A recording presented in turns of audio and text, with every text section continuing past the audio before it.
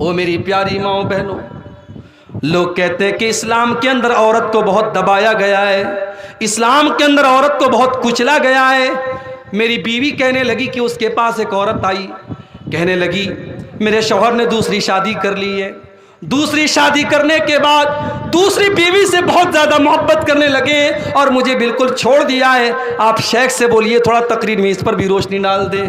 او لوگو، یا تو تم دوسری شادی مت کرو، نہیں نبھا سکتے، اگر عدل و انصاف نہیں کر سکتے تو دوسری شادی مت کرو، ایک ہی کا حق ادا کرو، اور اگر تم دوسری کرتے ہو تو دونوں کے ساتھ انصاف کرو، ورنہ تم قیامت کے دن بہت برا انجام بھگتنے کے لیے تیار ہو جاؤ۔ اللہ کے نبی فرماتے ہیں جس کی دو بیویاں ہوں اور ایک بیوی کے ساتھ وہ انصاف نہ کرتا ہو، ایک بیوی کی طرف وہ جھک جاتا ہو اور دوسری بیوی کے ساتھ وہ ٹائم نہ دیتا ہو، تو قیامت کے دن وہ اس حال میں آئے گا، اس کا ایک طرف کا چہرہ بالکل جھکا ہوا ہوگا، اس کا چہرہ دیکھ کر کے لوگ سمجھ جائیں گے یہ بیویوں کے ساتھ نا انصافی کرنے والا یہ بدصورت انسان ہے جس نے اپنی بیوی کے ساتھ نا انصافی کی تھی۔ اللہ کے نبی کی 9 بیویاں تھیں، اکٹھے 9 بیویاں رہتی تھیں، اور اللہ کے نبی انصاف کرتے تھے، آپ نے سب کی باری مقرر کی تھی، سب کے پاس برابر برابر ٹائم دیتے تھے، سفر میں جاتے تھے تو باقاعدہ قرآن اندازی کرتے تھے، اور جس بیوی کا نام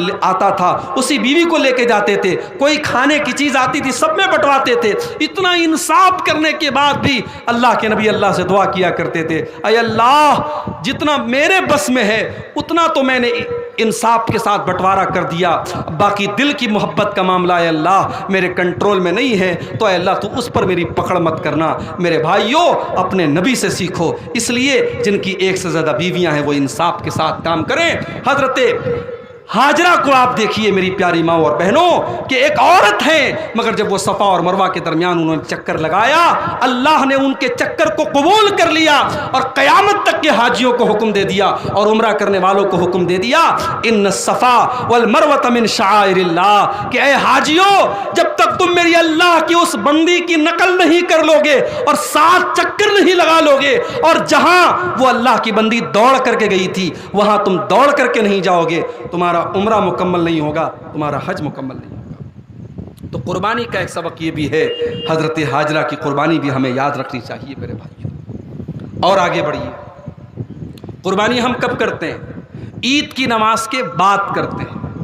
بولو بھائی، برطلہ میں کوئی پہلے تو نہیں کرتا ہے نا؟ کوئی کرتا ہو تو ذرا ہاتھ اٹھائے۔ ہم ہمیشہ قربانی عید الاضحیٰ کی نماز کے بعد کرتے ہیں۔ اگر آپ کے گاؤں میں 7 بجے عید الاضحیٰ کی نماز ہو رہی ہے اور جب عید الاضحیٰ کی نماز کی بات آئی تو ایک بات میں کہنا چاہوں گا، مجھے آج لوگوں نے بتایا کہ اس پورے علاقے میں بہت کم جگہوں پر ایسا ہے کہ عید کی نماز میں، چاہے وہ عید الفطر کی نماز ہو چاہے وہ عید الاضحیٰ کی نماز ہو، عید کی نماز میں عورتوں کا انتظام نہیں ہوتا ہے۔ بولو بھائی، صحیح کہہ رہا ہوں کہ غلط کہہ رہا ہوں؟ بولو بھائی، نہیں ہوتا ہے انتظام۔ کیوں نہیں ہوتا بھائی؟ اہل حدیثوں کا گاؤں ہے، قرآن و حدیث پر چلنے والوں کا گاؤں ہے، اور عورتوں کا انتظام عیدین کی نماز میں نہیں ہے۔ میں پوچھتا ہوں کیوں نہیں ہے؟ اگر آپ یہ کہتے ہیں ہمارے باپ دادا کے زمانے سے نہیں ہو رہا ہے، تو پھر تو بہت سارے لوگ قبروں پر جا کر کے سجدہ کرتے، ان کی بھی دلیل یہ کہ ہمارے باپ دادا یہی کرتے چلے آئے۔ کتنے لوگ محرم میں تعزیہ اٹھاتے، ان کی دلیل بھی ہے کہ ہمارے باپ دادا یہی کرتے چلے آئے۔ میرے بھائی، نبی اکرم کا بڑا صاف حکم ہے، آپ نے کہا کہ اپنی عورتوں کو عیدگاہ لے کے جاؤ، کنواری لڑکیوں کو لے کے جاؤ، شادی شدہ کو لے کے جاؤ۔ یہاں تک آپ نے فرمایا اگر کسی عورت کے پاس نقاب نہیں ہے، سر کو ڈھانپنے کے لیے، چہرے کو ڈھانپنے کے لیے چادر نہیں ہے، اپنی پڑوسن سے، اپنی سہیلی سے چادر لے لے مگر جائے۔ یہاں تک آپ نے فرمایا اگر عورت ناپاکی کے عالم میں ہے، پیریڈ میں چل رہی ہے، نماز معاف ہے اس کے اوپر، اس پیریڈ میں بھی عورت جائے، عیدگاہ کے اندر جائے، نماز سے الگ رہے مگر امام کی دعا میں شامل رہے۔ کتنی بڑی بد نصیبی کی بات ہے کہ اتنی اہم سنت کو ہم نے چھوڑ دیا میرے بھائی۔ بلکہ اکثر علماء کا کہنا ہے کہ عید کی نماز فرض ہے، واجب ہے۔ اگر عید کی نماز واجب ہم مانتے ہیں تو مردوں پر بھی واجب ہے، عورتوں پر بھی واجب ہے۔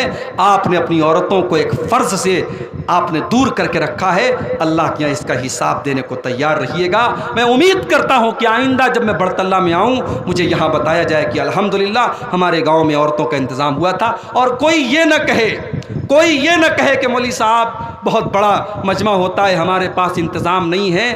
اللہ نے بہت نوازا ہے، آپ عورتوں کے لیے پردے کا انتظام کر سکتے ہیں، ان کے لیے الگ ٹینٹ کا انتظام کر سکتے ہیں، سب کچھ کر سکتے ہیں اگر آپ کرنا چاہیں گے۔ اور بزرگوں سے کہوں گا، اگر نوجوان کل اٹھیں گے عید کی نماز کے لیے کہ ہم عورتوں کا انتظام کریں گے، اللہ کو گواہ بنا کے کہتا ہوں اپنے بزرگوں سے، آپ اڑنگا مت ڈالیے گا، آپ رکاوٹ مت بنیے گا۔ اگر آپ رکاوٹ بنیں گے کل قیامت کے دن آپ کو حساب دینا پڑے گا۔ یہ صحیح کام ہے، یہ سنت کا کام ہے، یہ نبی کا بتایا ہوا کام ہے۔ ایک مردہ سنت کو زندہ کیجئے میرے بھائیوں، اس کا ثواب آپ کو ملے گا۔ عید کی نماز آپ پڑھتے ہیں، اپنی عورتوں کو بھی پڑھائیے۔ قربانی جب آپ کرتے ہیں عید الاضحیٰ کی نماز کے بعد کرتے ہیں۔ میں کہتا ہوں آپ 10,000 کا بکرا لاتے ہیں، آپ اس کی ڈبل قیمت کا بکرا لے آئیے، لیکن آپ نماز کے پہلے ذبح کر دیجئے، طریقہ بھی سیم ہو، چھری بھی سیم ہو، بسم اللہ اللہ اکبر پڑھ کے ذبح کیجئے، مگر آپ کی قربانی نہیں ہوگی، آپ کو قربانی کا ثواب نہیں ملے گا۔ کیوں بھائی؟ اس لیے کہ اللہ کے نبی فرماتے ہیں من ذبح قبل الصلاۃ، جس نے نماز کے پہلے قربانی کی، جس نے نماز کے پہلے قربانی کی اس کو گوشت تو ملے گا لیکن قربانی کا ثواب نہیں ملے گا۔ ومن ذبح بعد الصلاۃ، اور جس نے عید کی نماز کے بعد قربانی کیا فقط تم نسکہ، اس کو قربانی کا ثواب ملے گا۔ پتہ یہ چلا کہ دین نبی کی سنت پر چلنے کا نام ہے، دین اپنی مرضی کا نام نہیں ہے، دین اپنی خواہش کا نام نہیں ہے، دین اللہ اور اس کے رسول کی خواہش پر چلنے کا نام ہے۔ روزہ رکھنا بہت اچھا کام ہے، روزہ رکھنا بہت اچھی عبادت ہے، مگر عید کے دن نبی نے فرمایا روزہ نہیں رکھنا ہے، بقرعید کے دن نبی نے فرمایا روزہ نہیں رکھنا ہے، بقرعید کے بعد 3 دن روزہ رکھنا حرام ہے۔ میرے بھائی روزہ رکھنا بہت اچھا کام ہے، مگر جب نبی نے کہہ دیا کہ یہاں روزہ نہیں رکھنا ہے تو وہاں روزہ نہ رکھنا ضروری ہے اور روزہ رکھنا حرام ہے۔ عید کا تہوار آیا، نبی نے حکم دیا کہ عید کی نماز کے پہلے صدقہ فطر ادا کر دو، اپنے پریوار کے ہر ممبر کی طرف سے 2.5 کلو اناج دے دو۔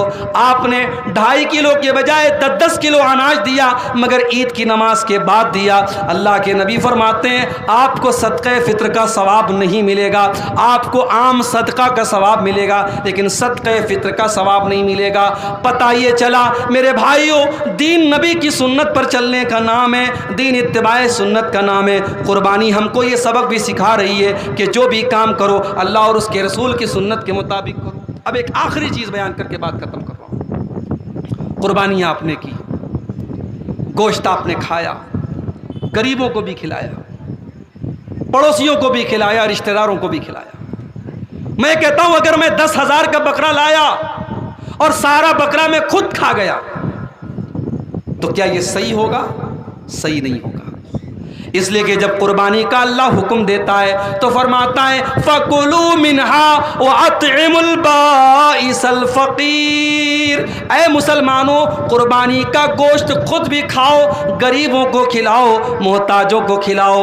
ہم شوق سے بکرے کا گوشت کھائیں، ہمارے گاؤں کا غریب آدمی اس کے بچے بھوک سے تڑپیں، اس کے گھر میں چولہا بھی نہ جلے، اس کے گھر میں گوشت کی ایک بوٹی بھی نہ پہنچے۔ میرے بھائی یہ اسلام کی تعلیم نہیں ہے، یہ اسلام کی تعلیم نہیں ہے۔ قربانی کا تہوار ہمیں سکھاتا ہے اپنی خوشی میں دوسروں کو شامل کرو، اپنی خوشی میں دوسروں کو شریک کرو۔ جب ہم گوشت کھا رہے ہیں، جب ہمارے گھر میں بہترین کھانا بن رہا ہے، غریبوں کے گھر میں بھی بہترین کھانا بننا چاہیے۔ اسی لیے ہم قربانی کا گوشت دوسروں کو بھی بانٹتے ہیں۔ اس سے سبق ملا کہ اپنے لیے جیے تو کیا جیے، جینا تو وہ اچھا ہے جب سماج کو ہم کچھ دے کر کے جائیں۔ میرے بھائیوں، آج ہندوستان کے حالات بہت برے ہو چکے ہیں، مگر مجھے یقین ہے اگر ہم نے اپنے اخلاق سے لوگوں کا دل جیت لیا، اگر ہم لوگوں کی ضرورت بن گئے، اگر ہم لوگوں کی مدد کرنے والے بن گئے، تو اسی سماج کا ہر ورگ اور ہندوستان کا ہر شہری ہمارا سپورٹ کرے گا۔ آپ تعلیم میں آگے بڑھو، آپ دولت پیسہ کمانے میں آگے بڑھو،